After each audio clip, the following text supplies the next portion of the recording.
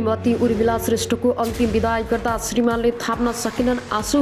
दर्शक पनि यसैबारे पछिल्लो समयको नयाँ अपडेट समाचार ल्याएर तपाईहरू माझ उपस्थित भइसकेका छौँ। यस समाचारलाई अन्तिमसम्म हेर्नुहोला, साथै हाम्रो भिडियोलाई अन्तिमसम्म हेरेर सक्दो शेयर गरी सबैसामु पुर्याइदिनुहोला। यदि हाम्रो च्यानललाई सब्स्क्राइब गर्नुभएको छैन भने सब्स्क्राइब गरेर छेउमा रहेको बेल आइकनलाई दबाई अलमा क्लिक गर्न नबिर्सनुहोला। आउनुहोस् अब पुरा समाचारतर्फ लागौँ। मोरङको लेटाङ तनावमा ज्यान गुमाएकी उर्मिला प्रहरी संगठनले अन्तिम विदाई गरेर सब परिवारलाई जिम्मा लगाएको छ। विराटनगर स्थित कोशी अस्पतालमा पोस्टमार्टम प्रक्रिया पूरा गरेपछि श्रेष्ठलाई प्रहरी संगठनले अन्तिम सलामी अर्पण गरेका थिए। मोरङका प्रमुख जिल्ला अधिकारी काशीराज दाहाल, प्रदेश 1 प्रहरी प्रमुख डीआईजी अरुण कुमार जीसी, मोरङ प्रहरी प्रमुख एसपी जनार्दन जीसी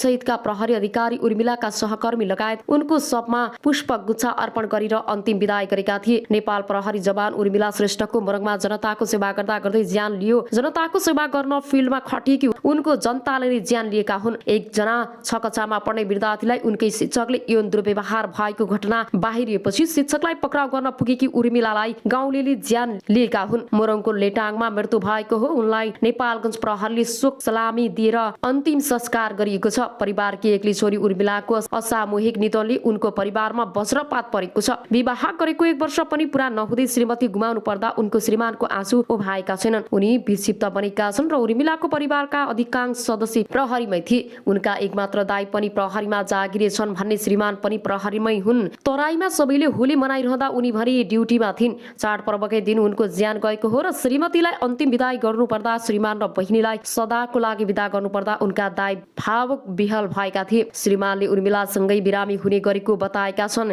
तर उर्मिलालाई राम्रो उपचार गराएर सँगै बस्ने सपना सधैँको लागि उडाइदियो भन्दै उनका श्रीमान भक्कानी। उनका दाइ पनि परिवारमा भएको यो दुःखद अवस्थाको कहिले भपाई भएको थियो। हामी सँगै ड्युटी मिलाएर एकै ठाउँ बस्ने योजना थियो। श्रीमान नवीन भन्छन्, हामीलाई हाकिमहरूले पनि तिमीहरूको ड्युटी मिल्दैछ भन्नु भएको थियो, तर यस्तो भयो उनले रुँदै भने। पुरा भिडियोलाई अन्तिमसम्म हेरिदिनु होला। अब आउनुहोस् अर्को समाचारतर्फ लागौँ। एकजनालाई प्रहरीले 12 घण्टा भित्री पक्राउ गर्न सफल भएको हो। उनीहरूले बलात्कारपछि नाबालिकाको टाउकोमा ढुङ्गा र बियरको बोतलले प्रहार गरेर गम्भीर घाइते बनाएका थिए। छाडीमा फेला पार्दा उनी सकत्याम्य अवस्थामा थिइन्। यौनाङ्ग र ताम्य अवस्थामा भएको प्रहरीले भेटाएको थियो। बालिकालाई फागुन 27 गते मोरङको बेलबारी 8बाट खेल्दै गरेको अवस्थामा चोकफन चकलेट दिई ललाई फकाई गरी पीडितको घरबाट 250 मिटर उत्तर पश्चिम दिशाको खर वरिपरिमा करडी गरी बियरको बोतल तथा ढुङ्गा प्रहार गरी ज्यान लिएको कार्यालयका प्रमुख एवं प्रहरी उपरीक्षक जनार्दन जीसीले बताउनु भएको छ। अभियुक्तलाई प्रहरीले शारीरिक र प्राविधिक अनुसन्धानबाट घटना भएको 12 घण्टामा पक्राउ गरेको उपरीक्षक जीसीले जानकारी दिए। उनीहरूलाई श्राद्ध 1 अस्पताल 1 पसलमा मांसपेशी गरी मामा घरमा गएर बसुरीको अवस्थामा पक्राउ गरेको प्रहरीले जनाएको छ। आरोपी अजय चौधरी 2 वर्ष अगाडि 2 वर्षीय बालिकाको अपहरणमा मुद्दा करार चलान भई गएको मङ्सिर 18 गते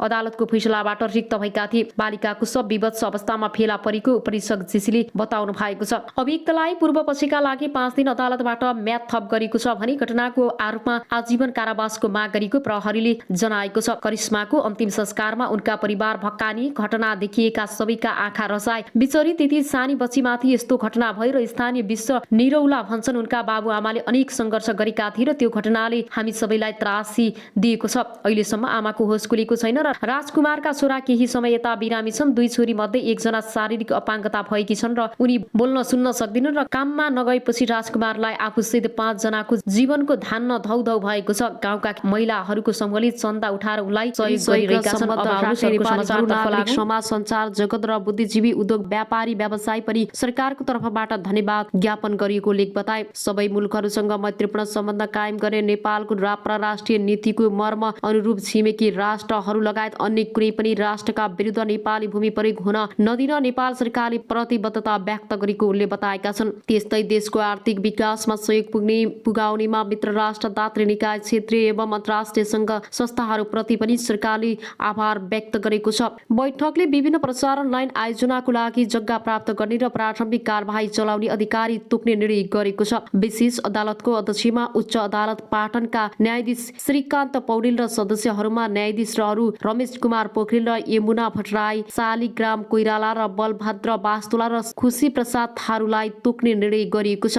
त्यसैगरी राजस्व न्यायाधिकरण काठमाडौँको कानून सदस्य एवं अध्यक्षमा उच्च अदालत पाटनका न्यायाधीश टेक प्रसाद ढुङ्गानालाई तोक्ने निर्णय भएको छ। खानेपानी महसुल निर्धारण आयोगको अध्यक्ष एवं सदस्य सिफारिस समितिको सदस्यमा भूपेन्द्र प्रसाद आर्यलाई नियुक्त गरिएको प्रवक्ता कार्कीले जानकारी दिनुभयो। सरकारले भूतपूर्व ब्रिटिस गोर्खा सैनिकहरूलाई सम्बोधन हुन बाँकी रहेका मागहरूका बारेमा संयुक्त अधिराज्य सरकारसँग वार्ता गर्न संयुक्त अधिराज्यका लागि नेपाली राजदूतको नेतृत्वमा नेपाली प्रतिनिधि मण्डल गर्ने निर्णय गरेको छ। अब आउनुहोस् अर्को समाचारतर्फ लागौं। अमेरिकाबाट जहाज चढेर नेपाल आइपुगी 7वटा साँढे। अमेरिकाको सिकुबाट प्लेन चढाएर ल्याएको 7वटा साँढे 3 दिनको हवाई यात्रापछि शुक्रबार काठमाडौँ आइपुगेका छन्। गाईको नस्ल सुधार तथा दूध विकासका लागि कृषि तथा पशुपक्षी विकास मन्त्रालयले खरिद गरेको 7वटा साँढे नेपाल आइपुगेका हुन्। 23 फेब्रुअरी अर्थात् 11 फागुनमा अमेरिकाको सिकागोबाट हिँडाइएको उक्त साँढेहरू कतारको राजधानी दोहा, भारतको राजधानी नयाँ दिल्ली विमानस्थल हुँदै 3 दिनको जहाज यात्रामा काठमाडौँ अन्तर्राष्ट्रिय विमानस्थल आइपुगेको मन्त्रालयले अन्तर्गतको नेपाल लाइभ स्टार सेक्टर र नोभेम्बर आयोजनाले जनाएको छ।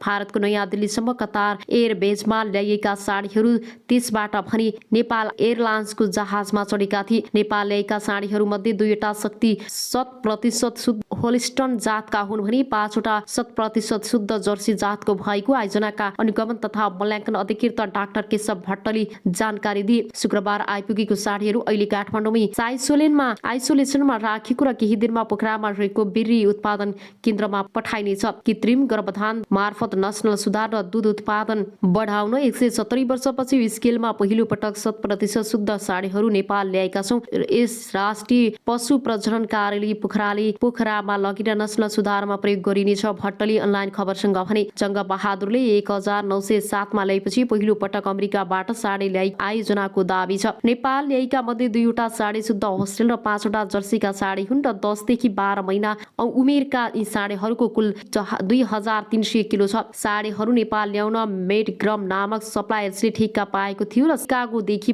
पोखरासम्म पुर्याउन कुल 1 करोड 30 लाख सप्लायर्सले ठेक्का पाएको आयोजनाले जनाएको छ। दूधका लागि किसानले व्यावसायिक रूपमा पालेको गाईमा उन्नत जातको नस्ल सुधार गर्न यी साँढेहरू ल्याएको भट्टले बताए। राष्ट्रिय पशु प्रजनन कार्यालय पोखरामा यी साँढे मार्फत संकलन हुने बेरिय स्थानीय नेपाली गाईलाई क्रस गराउँदा 50% सम्म गुण सर्छ। यसले हाम्रो गाईहरूको दुग्ध उत्पादन क्षमतामा बढ्छ र अनुगमन तथा मूल्याङ्कन अधिकृत डाक्टर भट्टराईले भने 18 देखि 21 महिनाका हुँदा वयस्क हुने यी साँढेहरूबाट उत्पादन हुने बेरिय नस्ल सुधारका लागि उच्च कोटिको हुने राष्ट्रिय पशु प्रजनन कार्यालयले जनाएको छ। अब आउनु सरको समाचारतर्फ लागौं। 2वटा मोर्चाको आकस्मिक बैठक। नेपाल कम्युनिस्ट पार्टीको केन्द्रीय कार्यालय बन्द कर काठमाडौँ बस्यो र नेपालका क्रान्तिकारी देशभक्त प्रगतिशील राजनीतिक शक्ति र नेपाली जनताको राष्ट्रिय रूपमा अस्वीकृत विरोध र देशव्यापी सङ्घर्ष गर्दा गर्दै पनि देउवा सरकारले रातारात एमसीसी कन्फ्याट पारित गर्न मूर्खता गरिरहेको छ। विज्ञप्तिमा यस्तो छ, राष्ट्रका विरुद्ध घोषणा गरेको बन्द कार्यक्रमलाई पुरै तागतका साथ सफल पार्न देशभक्त